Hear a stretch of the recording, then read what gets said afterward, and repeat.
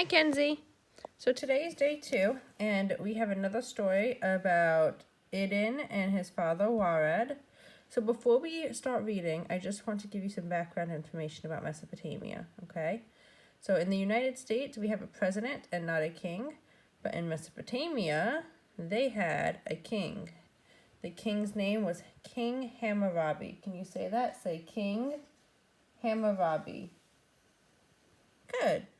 Okay, so I just wanted to make sure you knew that, so that way when they talk about him, you know who he is.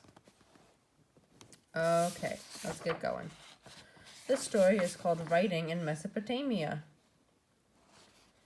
The day after Idin and his father Wared had their conversation about King Hammurabi, Idin and his older brother, Amor, were out kicking a leather ball. Leather ball. When the boys went inside to cool off, they found their father, Wared, sitting at the wide table in the sunny central courtyard around which the house was built. So, Kenzie, a courtyard, it's like the yard that you have, but it's in the middle. So, like, let's pretend this is a courtyard. The house would be built in a rectangle shape like this around the courtyard. So, like, your house, the house is here, and then you have the yard around the house. Theirs is the opposite. Courtyard in the middle, house built around the outside, okay?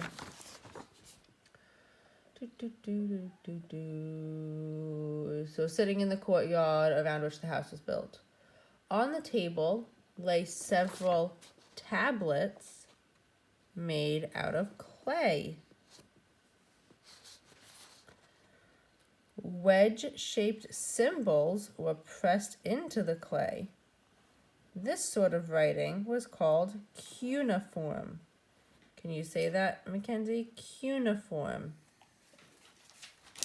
So that's how they wrote. Instead of writing with a pencil and paper like we do, they made symbols and they pressed it into the clay like a stamp. What are you reading, Father? Amor asked. That's what it looks like. That's what cuneiform looks like. It's another language. All those shapes mean words. Isn't that cool?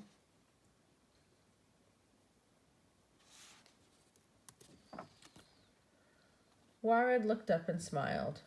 The first tablet shows how much cloth we have sold this month at our store. The others show how much we sold during the same time last year. I am comparing the numbers, deciding how much cloth I will need to buy from the weaver for the store next week. These sorts of records help me remember how much we sold last year, otherwise I'd probably forget. Aiden sat down on a wooden bench next to the table. Father, he asked, who figured out how to write in the first place? Who decided what each symbol meant? Before Wared could answer, Amor said, the king did it. Isn't that right, Father? King Hammurabi can do anything. What do you think, Kenzie? Do you think it was the king? Do you think the king invented writing in cuneiform? Let's see. Wared said gently, well, Amor, our king has done many wonderful things, but someone else made up writing even before the king was born.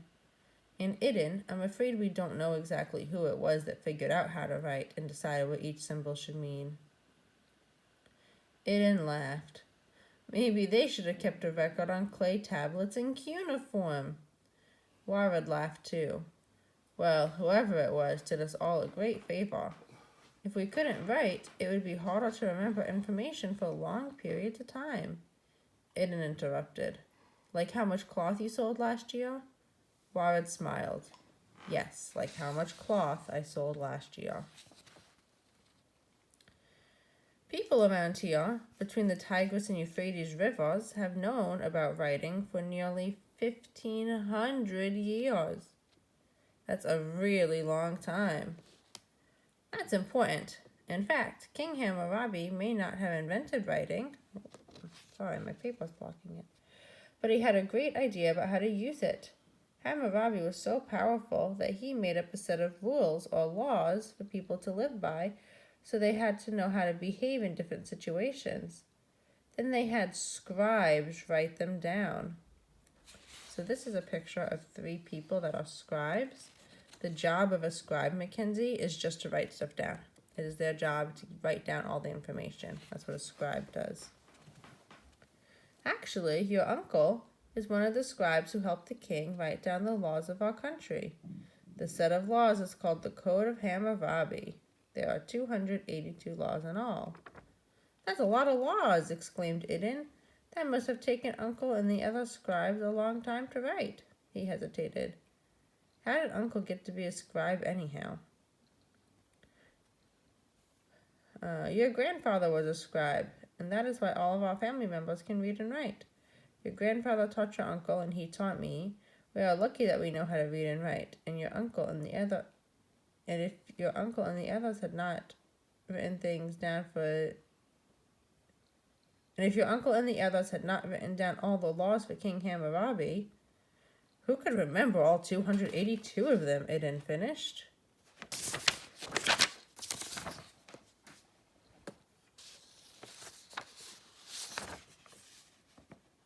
Exactly, said Wared. Amoy, what do you think would happen if we couldn't remember the laws? The older boy said, if we couldn't remember the laws, people wouldn't follow the same rules. Someone visiting another town might break a town's rule without even knowing it.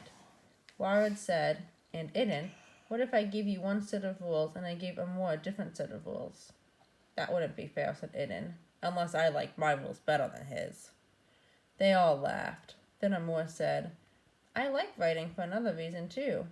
After Uncle visited us, I wrote down that story he told us about being caught in a sandstorm in the desert, and how they had to lie down and cover their heads when the strong wind blew, so the sand so hard all around them. I read it to Idun last night. Idun smiled. Maybe you should write a story about us, Amoy. His brother thought about it. Then he answered, that is a funny idea, Idun. Who would want to read a story about us? Then the boys went back outside to play some more. Alright, that's the end of your story for today, Kenzi. Meet me back at the table and we can talk about it.